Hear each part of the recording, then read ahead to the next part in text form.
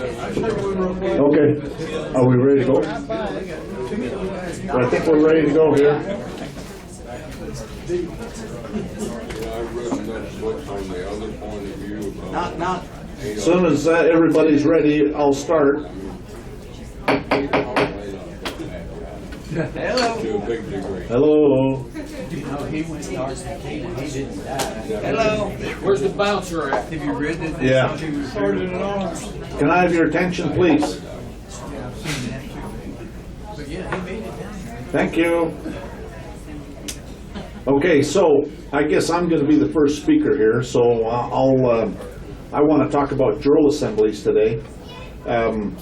What happened is in the U.S. Supreme Court, in the case Downs versus Bidwell in 1903, I think it is, in the dissenting opinion, the court said that there are two national governments, one that operates within the Constitution and the other one that does not. Well, so think about that. What they're saying is that there's an unconstitutional corporation that's operating, masquerading as the government. And so everything you see going on out here is that unconstitutional corporation. And if you look at Congress and you see that they have those two Roman fasces next to the podium, and there's all sorts of other symbols going on there, what they're essentially saying is that Congress is owned and operated by the Roman cult. And so, and it's well documented that in 1932 the U.S. government went bankrupt. There's even court cases, or I should say a congressional record that talks about it, how the United States is in name only, is the same in name only, exists today in name only, I think is what it says. Anyways, so the point being is that a bunch of pirates are operating the government, or at least the unconstitutional government. The constitutional one is still there, but most of these, you know, they deliberately, there's court cases that talk about it where they deliberately screen out intelligent people for, like, these police officers and those kinds of jobs. There's they don't want anybody with any brains doing those jobs. They want hired thugs, and so they deliberately screen out. There's a case called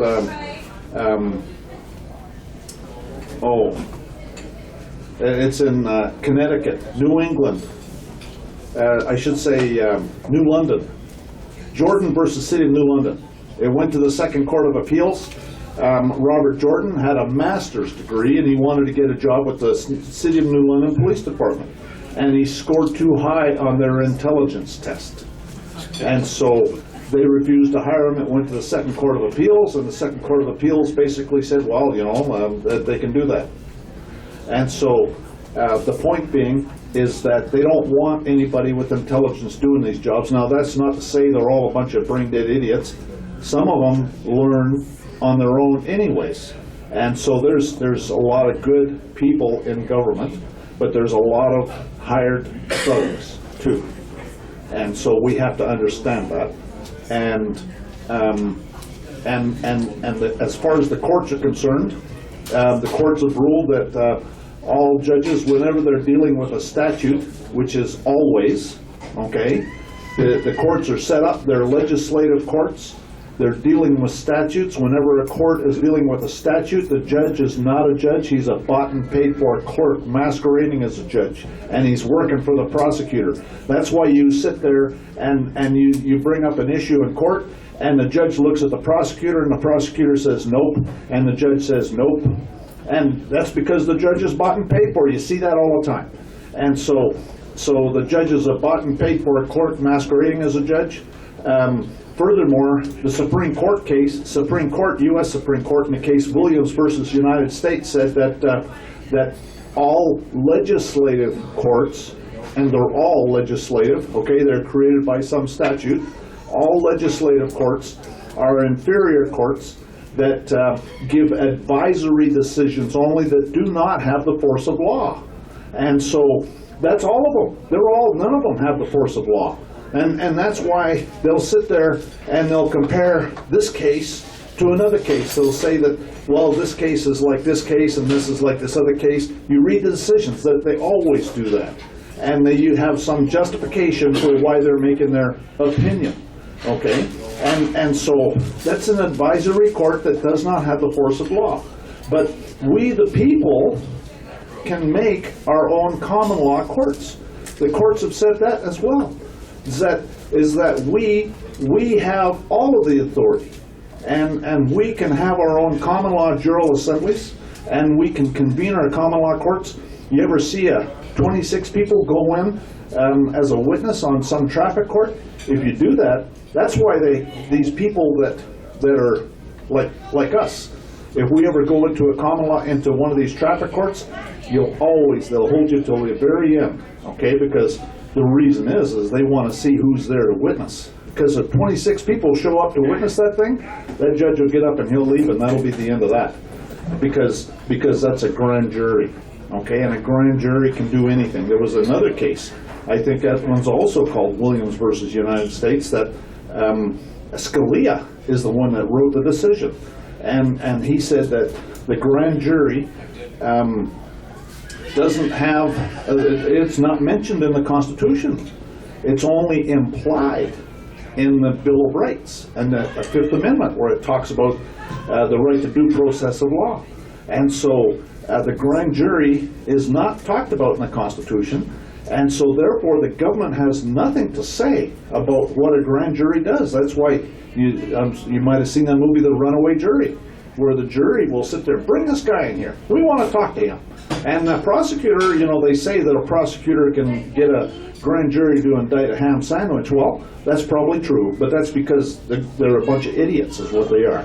But if they are on the ball and if they know what they're doing, they can take the ball and run with it, and there's nothing they can do about it. And that's why when that judge, when in these traffic cases, if 26 people come up to witness one of these traffic cases, that judge will get up and he'll leave, because he knows that's a grand jury, and he knows that they can hand down an indictment, and that, all you got to do, you don't even have to convict them. You just hand down an indictment, they're done, okay? They're finished. They can't work anymore, just because that indictment exists. Yes?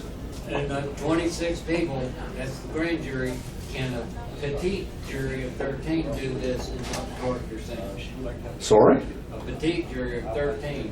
What? Would that be as effective as the 26 grand jury? Well, a grand jury can actually be anywhere between 12 and 26. 12 and 26. Right, but it's better to have, usually they're around 23. But I'm talking about going into the court and scaring that judge off the bench. No, that's not a court. Okay, remember, that's the unconstitutional bankrupt corporation that's operating. That's not a court. That's what you have to understand. Okay, and so like this lady back here that has filed a lawsuit with the feds. Okay, well that's good, and we respect her for that, and we wish her all the best of luck. But I'm a bit skeptical as to whether anything will come out of it. I hope she does, but and then also the issues of, you have to be careful. It's you determine the nature of the jurisdiction by what you say, and when you start talking about the 14th Amendment, well, what happened is in 1861 the Southern states walked out of Congress, and the de jure government ceased to function at that point in time. Now that doesn't mean that common law is not here. Common law is still here. But that de jure government, it's there, but it ceased to function. And it went under martial law, and now all those people are dead. So they cannot even convene the common law, the de jure government, even if they wanted to. They're all dead. And so the only way, really, in my opinion, that we can ever get a lawful de jure government in the United States is by a constitutional convention. And, quite frankly, I'm not sure that I would trust all the lawyers that would be running such a constitutional convention. So, that would be what I'd be worried about. And there's a lot of organizations that are concerned about that as well, like the John Birch Society. So, I'm not sure what the answer is, except that I do know that we the people can convene our own common law juries. There's a, and if you look in Europe, okay, and this is great, where those I think they call them the yellow vests in France, where these yellow vests are basically doing all of this, these demonstrations, and the police, the firefighters, I think, is they took off their helmets in support of these yellow vests, of these people that were demonstrating against the current government. Now, there's a guy by the name of Cliff High that he does. He's a computer nerd. He has a web bot that goes out and extracts data off the internet, and he makes predictions based on this. And a lot of his predictions come true. Some of them don't necessarily in the time frame that he says, but a lot of them, I've seen a lot of his stuff come true. But so one of the things he says, I was watching a video of his last night, he said that this stuff with the yellow vests is going to get worse. And he says that the French government is going to try and basically impose a dictatorship, an autocratic, he used the word autocratic, which that's a dictatorship, a government. And he said that what will happen is a bunch of garbage trucks will surround the imperial palace, and they won't let anybody in or out. And it'll go on for about 3 or 4 weeks or a few weeks, and they'll have to surrender. And he said that's going to happen in a lot of European countries, and it's going to happen here too as well. And so I guess we'll see. But so the people are finally starting to wake up, and that's where we can offer an alternative. You know, there's been a lot of concern about getting young people here to participate, and you know, we're all a bunch of old fogies, and there's starting to get some young people, and I think that as we get, we need to have an alternative. We need to show that we can do something, and I think the jury is perfect. Because there's a case, this WFA TV in Dallas. They're still there in Dallas, but they got sued in the 90s, and there's a common law jury judgment. I can send it to anybody that wants it, and they went and took it into the de facto state of Texas courts trying to get this decision overturned, and the state of Texas wouldn't touch it with a 10-foot pole because they said this is res judicata. I've got a copy of the decision. And so the point being is that our common law courts have the force of law. Theirs don't. They got nothing to say. And now we have to do it right. We have to follow the proper procedures because, you know, I'm sure we all remember Susie Kamak and what happened with that. And so, but that was where one of our judges tried to help her. And you know, that's the kind of thing that happens when one guy does it, because it's got to come from the people. It's got to be juries, grand juries, and petite juries, and there's nothing they can do about that. And yes, you had something back there? Yes, sir. Thank you for mentioning my lawsuit. It has already gotten thrown out to the Fifth Circuit. They never supplied me the record, which I needed. She should have a microphone.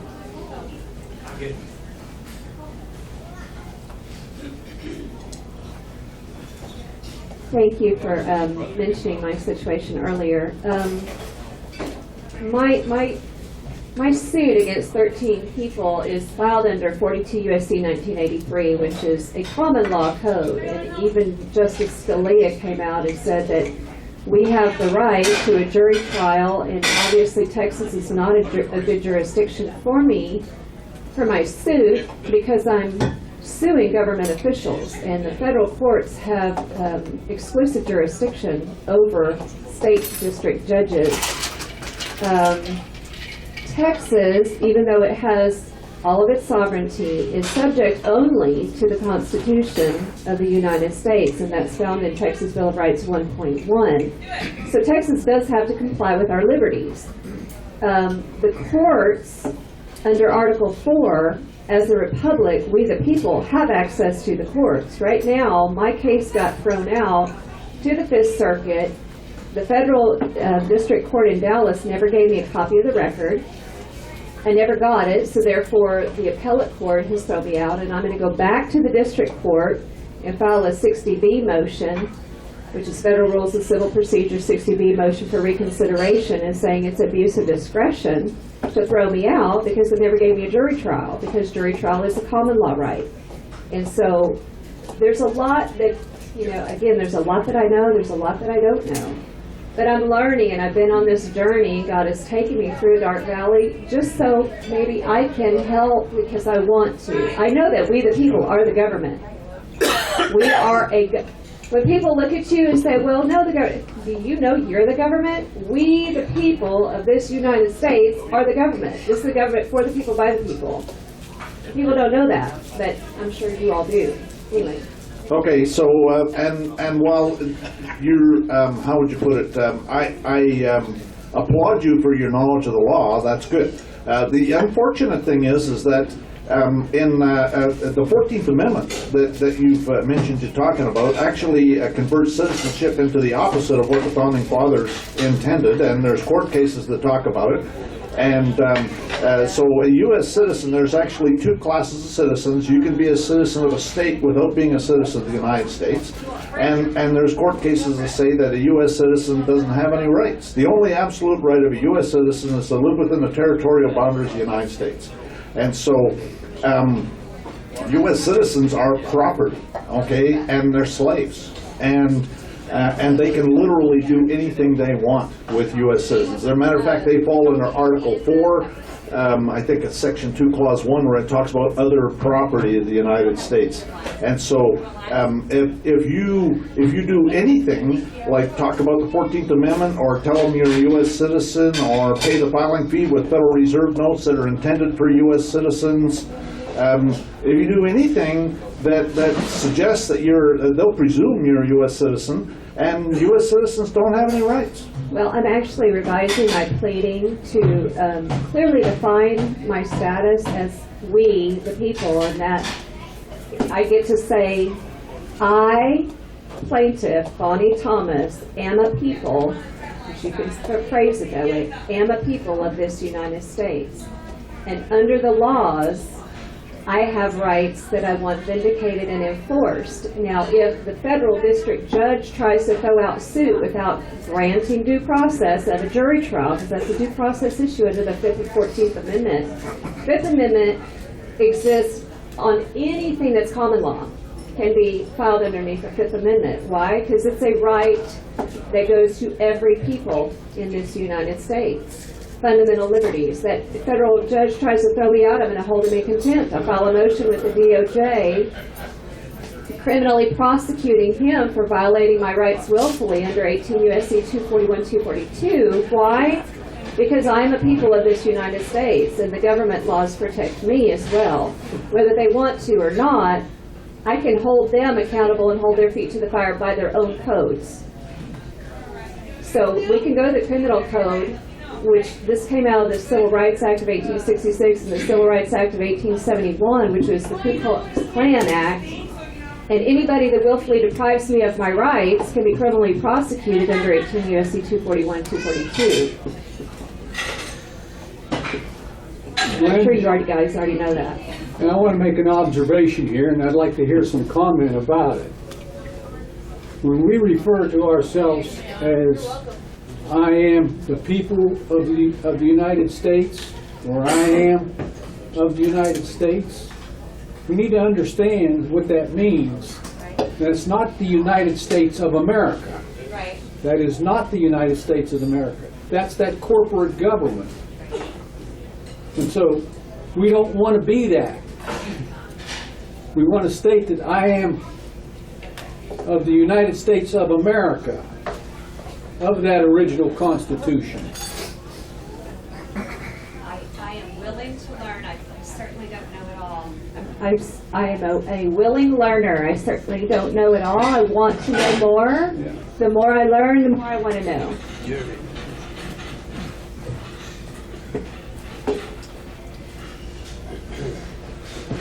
Can you hear? Okay. Is it not true that we the people are not we the people? We never were we the people. Well, Wow, how did it get so loud? there's such a thing as right of blood. So I understand what you're talking about, but if for those of us, well, it goes to Texas Rules of Civil Procedure number 52 that says that if there's an allegation that you're a corporation and you don't dispute it, then it's admitted as the truth. And so all of this stuff really is corporate law, and so when you, unless you provide an affidavit and do it in the right way, that you're not a corporation, then they presume you are. Now, and so then, for example, in my affidavit of corporate denial, I have a statement of original status that's in there that shows my ancestry going back before the War of Independence, which means that I have the right of blood. And there's maxims of law that say that no civil law can affect the right of blood. But to some extent, Jerry has a point. Again, it comes down to, how corrupt they are. Again, it goes to the fact that it's an unconstitutional corporation that you see operating, so what is their legitimate authority? This, it used to be back in the 30s, I've heard that when people came here, when immigrants came here, they were given an opportunity to choose whether they wanted to be a state citizen or a federal citizen. And, because of their ignorance, they always said, oh, I want to be a federal citizen. And back then, the federal government wasn't near as tyrannical as the one today. And so, I guess, that's the kind of thing that happened. And again, that goes to the true owner of the United States, which is the Roman cult. They're Satanists. And so, they lie and they cheat and they steal and they deceive people into doing things until they have everybody, well enslaved, and then they start coming out with their tyranny. And it's the same stuff. The stuff that's going on now, you can find it all in the Declaration of Independence. It's all the same stuff that went on that precipitated the War of Independence. And so, I understand where Jerry's coming from, but we the people are still here, and really what it comes down to is what you tell them.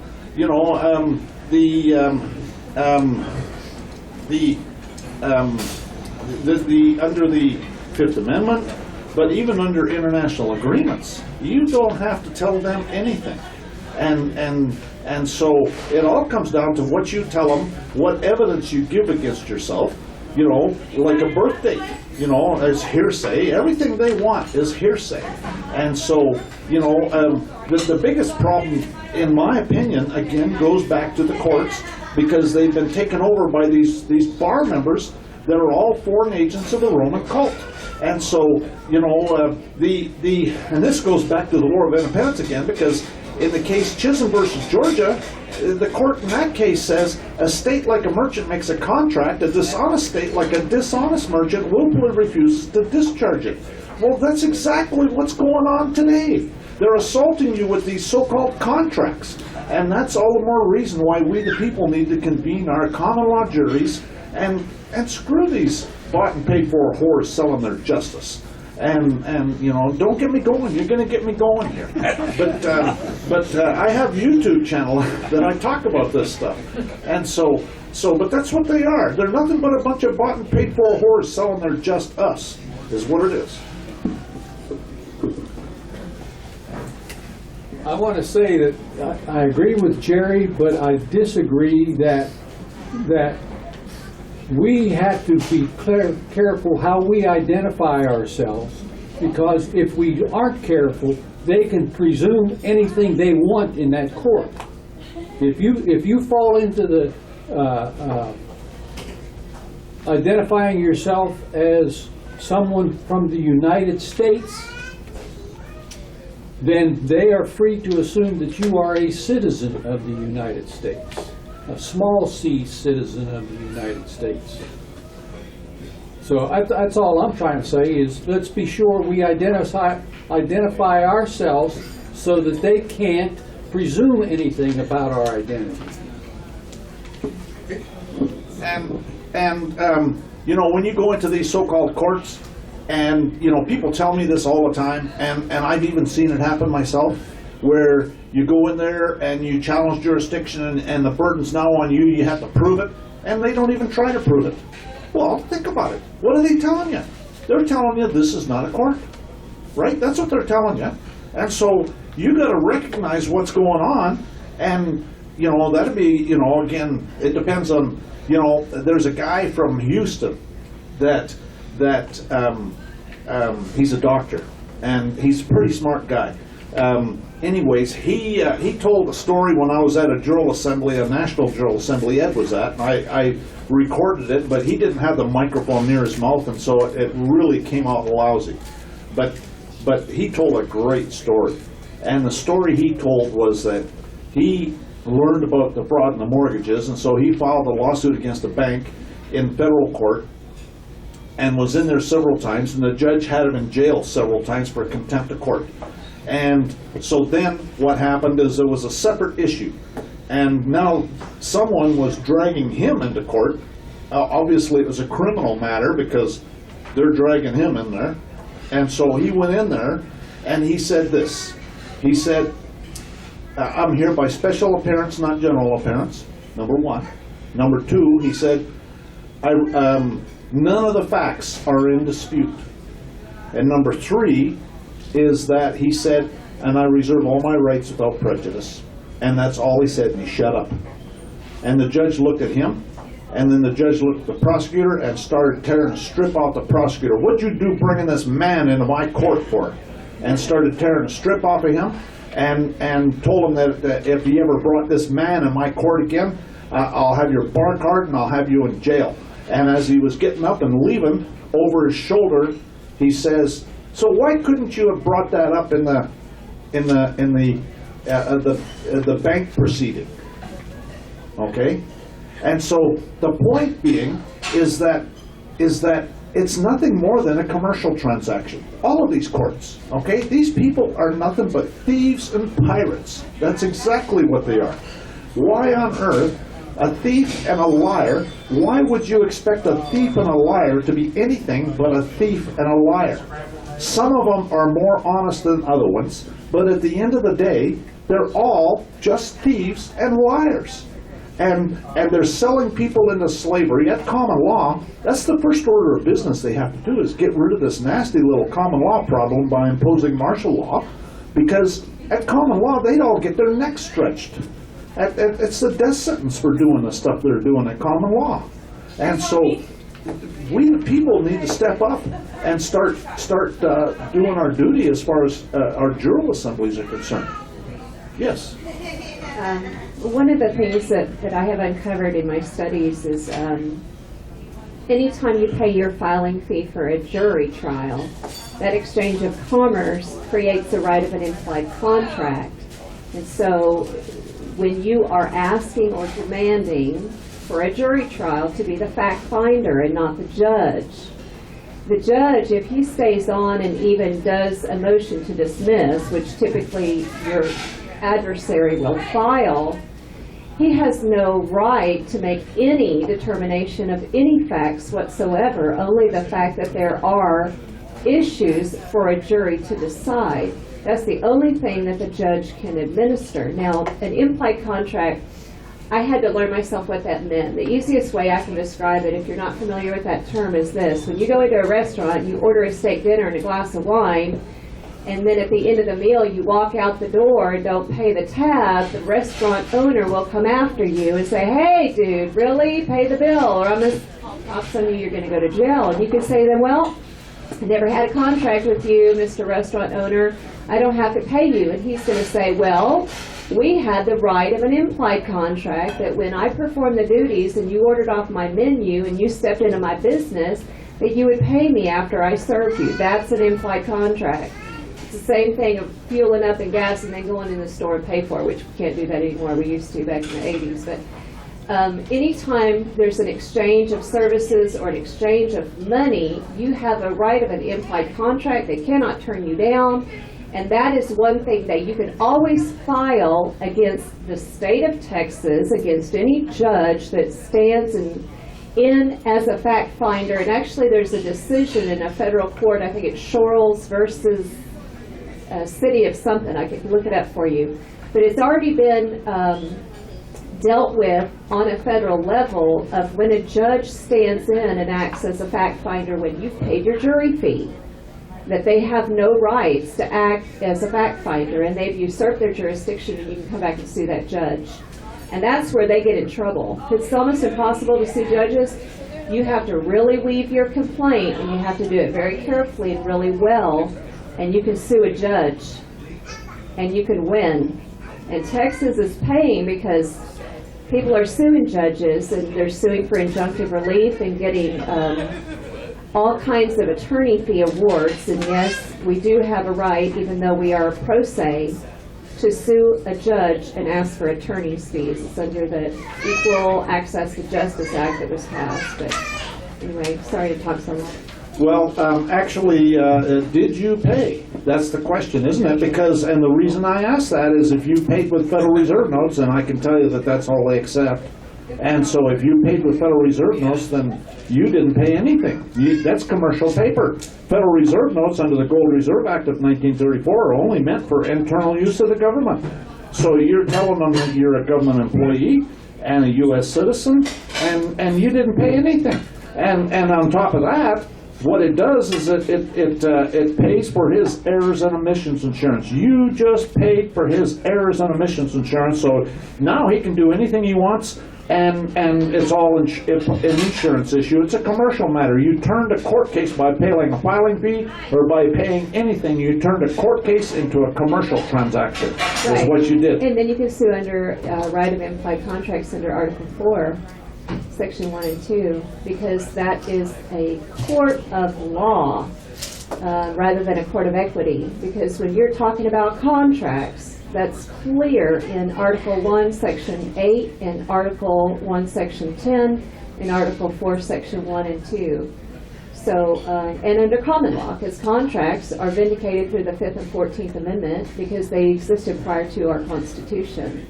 Under common law, you have to have honest measures, and Federal Reserve notes they're not a promissory note, they're an IOU, okay? And the reason I say that, I've been to the Supreme Court 5 times, so I can tell you with some authority that a Federal Reserve note, a commercial paper, it's all commercial paper, and all commercial paper falls into 2 categories. It's either a promissory note or an IOU. I don't care, stocks, bonds, any kind of commercial paper is either a promissory note or an IOU. And a requirement for a promissory note is it has to have a promise to pay. And there's no promise to pay on the Federal Reserve notes. There used to be that you could go get some silver or gold, but they don't. That's not on there. Hasn't been on there for decades. And so it's an IOU. And so you're not paying anything when you tender Federal Reserve notes. Nothing is paid for. The judge can do anything he wants. It's a big charade. So you're saying that if you pay a jury fee, next time pay in silver? Is that right? Yeah, but they'll convert it into Federal Reserve notes if you do. Oh, okay. Guarantee you. Section 8. Well, You could offer to pay it in silver. They'll convert it into Federal Reserve notes. They'll take it and convert it into Federal Reserve notes. Isn't it the law that any commercial contract has to have 2 signatures, one from each side? Well, there's, you're talking about commerce and you're talking about contracts, okay? You can be under a contract and not be in commerce, okay? Commerce falls under the Uniform Commercial Code and Unidroit, which goes directly back to the Roman cult, okay? And so if that's all satanic, in my opinion, and if you want to have, there's a common law contract between men, okay? That's completely different. That has nothing to do with commerce.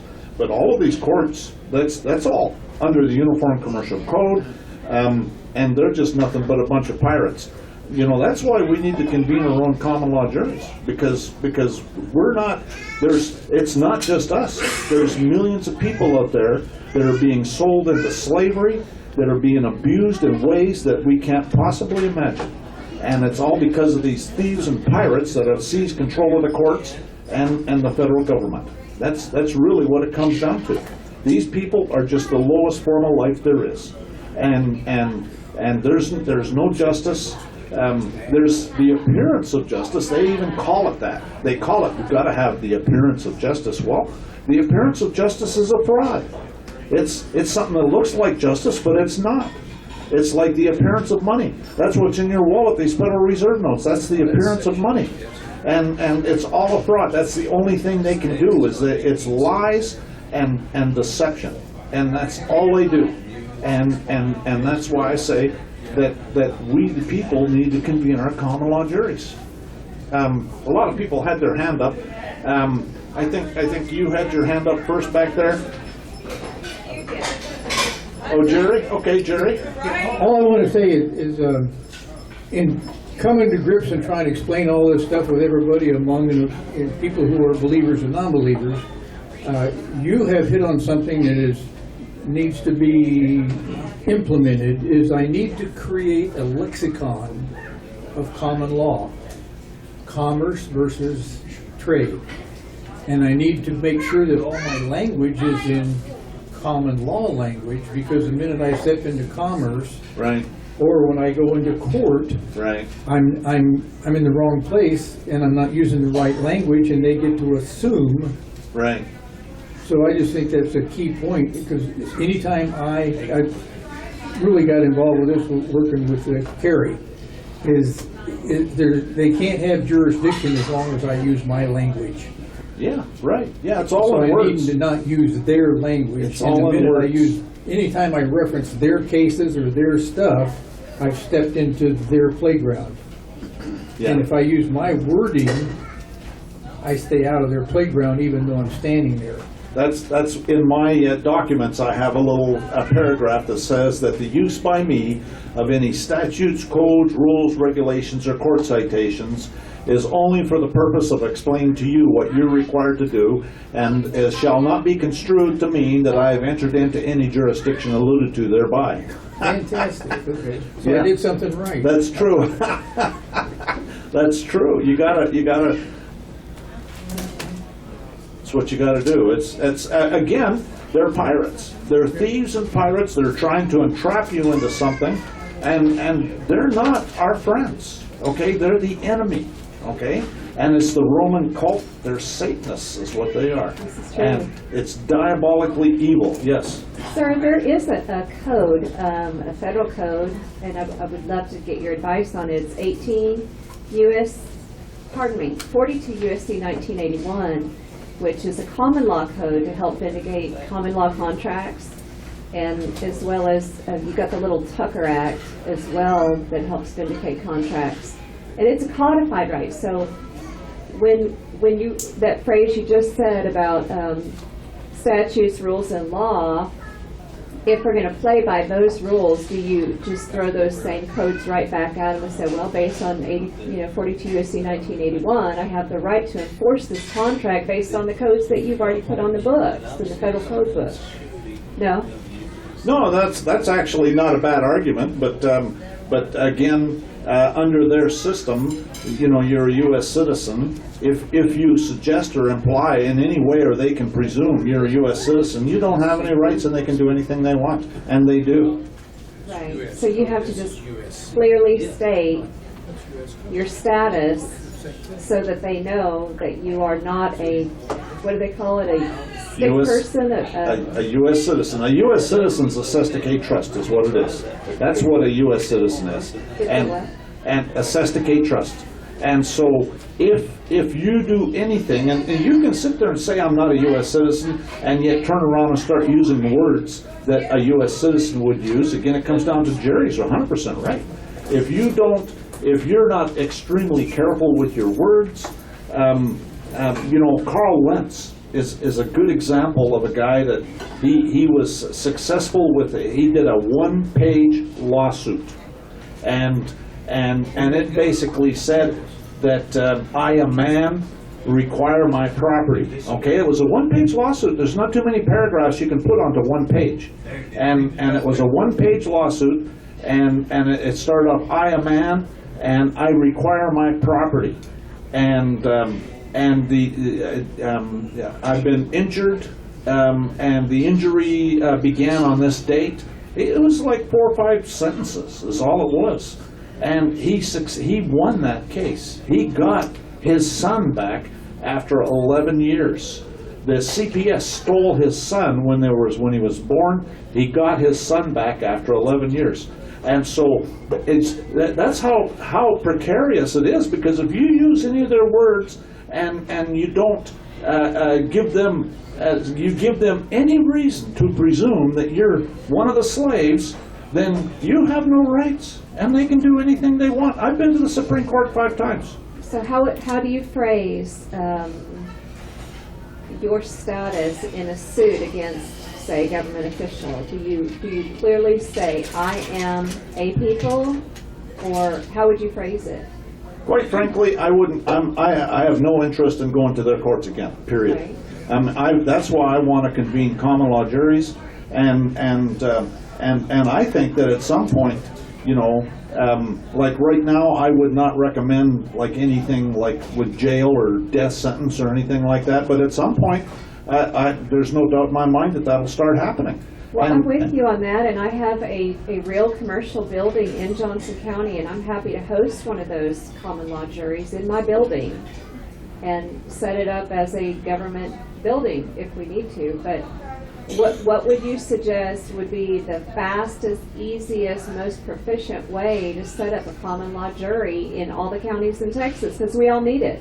Well, we need people that'll sit on the juries, you know, and that's our biggest problem. You know, Mike Blackwell has been trying to set one up in Fannin County. You need to get people that'll come and sit on the juries. It's a Jural Assembly is what it is. I used to live there in Fannin County, actually. Okay, well, Fannin County in the Republic of Texas is a lot bigger than Fannin County in the state of Texas. Anyways, I think Ed has something he wants to say. Yeah, I want to take you back a minute to, we were talking about money a while ago. This right here is Title 18C. Oh, it switched back, Bruce. You did? Yeah. It switched. Anyway, what it is, it defines obligation. A traffic ticket is an obligation. A bond you get is obligation. All this is obligation. The minute that you pay that obligation, you just stepped into Title 18C, which is criminal. Okay? And if you can bring it up again. Coming up. I think it was the right page here. I don't know why it changes. Why is it bringing up all this? That's not the same thing. Anyway, it lists there in Title 18C, Section 8, remember that. It lists Federal Reserve notes, it lists gold, silver, bonds, and goes on. All kinds of different currency or money funds, you know. There's about 20 of them, I think. Anyway, it's against the law to use them. So you ask them, what do you want me to pay this in? What kind of funds do you want me to pay it in? If they tell you, they just stepped into 18C criminal charge too. So are there any certain filings that you need to file anywhere to set up your, because if we're operating under a corporate umbrella, you can call yourself Common Law Court of Law number 1 and file it as a corporation. And just open the doors and start Facebooking on your friends. Hey, will you serve on the jury? What I'm talking mainly about here is jurisdiction. What's that? This is showing where their criminal jurisdiction is. Here, Ed. Okay. Federal Reserve notes, national bank currency, certificates of indebtedness, treasury notes, gold certificates, silver certificates, fractional notes, certificates of deposit bills, checks, or drafts for money drawn by or upon authorized officers of the United States, stamps, and other representatives of value of whatever denomination issued under any act of Congress. All of that is criminal. Isn't that neat? Then what do they want you to pay with? Huh? What do they want you to pay with? That's what you want to ask them. They won't tell you. Say, what would you like for me to pay you with? Gold and silver is the only thing authorized by the Constitution. Yeah. They're not going to tell you that. If you don't pay, then you're going in informer pauperis, and they can kick it out at any time. But my understanding from reading the federal code book is once you pay a fee for your jury trial, by golly, you get one. Under common law and under Article 4 and Section 1, that's contract. Once Because you you pay- just created a contract with the federal government. Right? Once you pay the fee that you're talking about, you have just stepped into the administrative side of that court. You have just donated yourself to them. We got people all the time, they come out, some of these court orders for jurisdiction on IRS, they come out and say, well, you didn't pay the $60 fee. The minute you pay that $60 fee, you got about 2 years of fighting to do, because you just went into their administrative side of the court. But your fact finder would be a jury and not a judge if you pay that fee. That jury fee gives you access to a jury. Um, You shouldn't have to pay for a jury. What's the The what? the supposedly expert on IRS that you hired one Gary. time? Huh? Carry me? No, the other one. One that, I don't know when you're talking about. Because I've been there and I've been gone, yeah, so, yeah. Ashcraft? No, B-Craft. B-Craft, oh, B-Craft. B-Craft, B-Crafty. Yeah. yeah. He fought this same court for, Well, you He did remember this- when, yeah. because I got your phone call, and He fought this, B-Crafty, I'm talking about this tax court in Washington DC. And he's supposed to be an expert on the IRS. He paid that $60, took him 2 years to get out of there. yeah. I would definitely recommend a jury with the IRS. Don't go with a judge. We can get you out of that. Are you done? No, Okay. Go ahead, I'm sorry. that's okay, I had to hit the restroom, that's one thing. But in one in and out the other, you know what I mean? Anyways, I wish y'all the best of luck, but quite frankly, I'm skeptical as to whether you're not the best, the absolute best that you can ever expect from these clerks masquerading as judges is the appearance of justice, which is a fraud. And that's the best that you can get. Yes, Well, I told Jerry and Richard about it. I just finished reading a book that I have had for about a year or so, and I finally picked the darn thing up and read it. It's called They Own It All, Including You. And everything that we have discussed today is basically included in this book. And it all ties back to FRNs. Every time you use one of them cotton-picking things, you enter into a contract with the beast. yeah, And we all do it every day, several times a day. yeah, But they also, at the end of the book, the last chapter, they show a remedy which could be had if enough people were willing to use it. What you're talking about here on the grand jury courts and all that can be a means to an end to make that happen, but it's not going to be an overnight deal. You know, FRNs or anything else you use other than gold and silver has no substance. Substance is what the two parts of real money actually is. So I would recommend that everybody get a hold of that book and read it, because it will answer a lot of questions and bring up a lot of things that we've kind of danced around without actually knowing where it is we're trying to get to. Yeah, well, I think that Trump, I think, is trying. He's working in the right direction, but they're fighting him every inch of the way. And because I agree with the Federal Reserve notes, I mean that's absolutely crucial. But it's also the bar members, the Roman cult bar members that have infiltrated all of the courts, and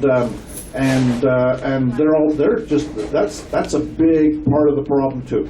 And I'd like to see them all get their necks stretched, quite frankly, but I probably won't get to see that. I might get to see a few, but at any rate, so it's more than just Federal Reserve notes. I agree that gives them an excuse that they want to deny justice, which they always want to deny justice because they're bought and paid for, and so it's always about the money, or the fake money, and but Congress. If Congress wouldn't have passed the Uniform Commercial Code, then that wouldn't. So it's Congress. I mean, it all can be tied directly back to the Roman cult, and Federal Reserve notes. That's the Roman cult too. That's commercial paper. That's part of Roman law, and negotiable instrument law is a subset of Roman law, and so it can all. That's really where the buck stops, is the Roman cult. And it's all satanic, it's all diabolically evil, and the sooner that we the people, we're going to be held accountable. I mean, the more we gotta start putting a stop to this, because there's a lot of real ugly things that are happening, and I think Trump is certainly doing his part, but it's going to take more than just him, and so it's got to come from everywhere. And so we the people need to convene our common law Jural assemblies, and that's why I'm going to publish this as a YouTube video, and I would suggest that I'm going to send it out. Make sure you got I got your email address, and send it to all your friends and tell them to circulate it around. And because we need to put a stop to this stuff. This is just unacceptable. People are being denied justice everywhere. Yes. I was on a national call, Jural Assembly call last Thursday night. A lady come on. They were talking about what can we do with Washington D.C. This lady come on and said, I just talked to my representative who was going to go to Washington and straighten this stuff out, and he told me there's no way to straighten Washington D.C. out. You're going to have to start from your city, and your county, and your state. Exactly. That's the only way you can do it. It's got to come. Trump, I think, is doing a massive amount, way more than we could expect someone in his position to do. And so, I mean, he certainly deserves all the respect and support that we can give him. But really, it's on us. We need to get off our backside and start convening our common law juries and participating in these Jural assemblies and encouraging other people to do it.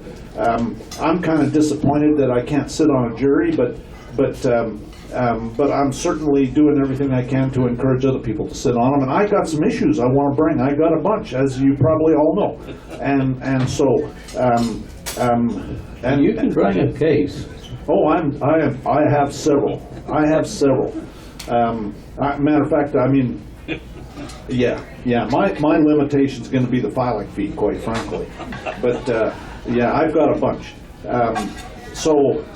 But anyway, so we need to do what we can to spread the word on this and get people involved and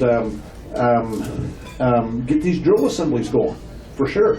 I know even in Houston, which is kind of surprising in Houston, a place like that, you'd think they'd be able to 26 people to sit on a grand jury, but they're having trouble finding people. And that is just, you know, unacceptable, you know? I mean, you know, I can't help but think that, you know, at some point, like you saw the stock market, I think it's only just begun. I don't know if you noticed that we're going through a grand solar minimum, and I don't know how much you know about the sun goes through cycles, and so the last time we went through a grand solar minimum was 450 years ago in the 1600s and 1700s. It lasted for 150 years, and there was a mini ice age. And so, you know, it makes you wonder how much of that is basically we're getting slapped, because during that time period, the population of the planet went down. I don't know how much, but so there was major upheavals. Governments fell, crops failed, all sorts of stuff happened. This winter, I don't know if you've noticed, but it seemed like it started raining in August and hasn't quit except for a few days where it was sunny. But it's been basically record rainstorms ever since. And they're saying that next winter is going to be way worse than this winter. And you know, I think that it's here. You know, we're starting to reap the consequences, and it's only going to get worse. And so we need to put a stop to this stuff.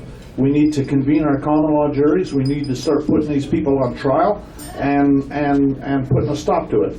This is the stuff that is going on is an absolute abomination, and there's no better word for it. Anyways, that's about the end of what I wanted to say. Yes, Jerry. Glenn, just a question. Have you created a lexicon? Well, there's words that I stay away from, if that's what you're wondering. Yeah, because I'm going to create a lexicon. So I want anybody that's got any words they need handled, I want to do that, because I know that's a problem for everyone using the right words. It's a big trap, and it's hard to get out of that habit. Right. You know, I've been doing mine for more than 35 years, of course. Right. So yeah. Right. So everybody in the room, to get words, we need to. I'm going to start a lexicon, just like Wilson and I did on the Constitution. I'm going to start a lexicon to give to the common law people, so that they want to participate, to understand we need to use this language to stay out of their jurisdiction. I've got a military dictionary that might be useful for you. Well, I that'll work too. mean, the military, it's all martial law, right? I understand, yeah. And so certainly martial law, military words would be good to stay away from. Okay. You see what I'm saying? Yeah. And this is all martial law. It's all coming from the Roman cult. I mean, I just say it again and again and again, but that's where it's coming from. And it's you know.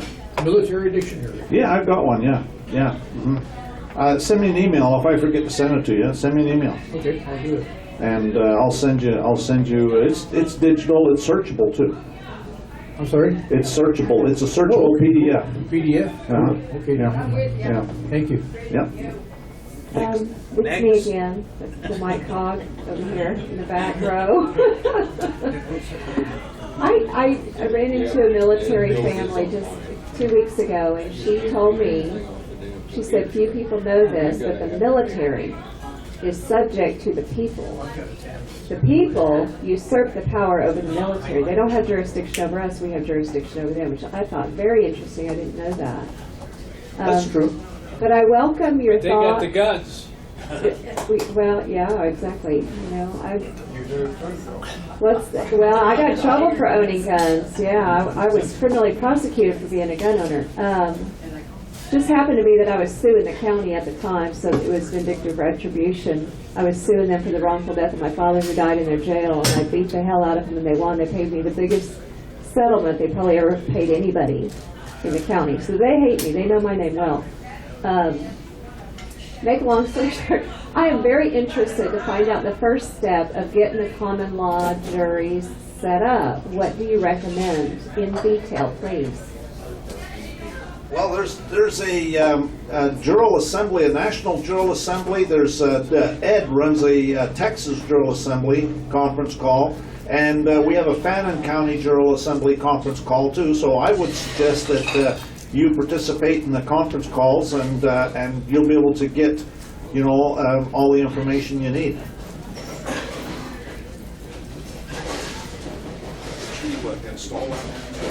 No, I did. I got it up there, but I didn't know whether I should click on that thing or not. Once it gets downloaded, install it. Excuse me.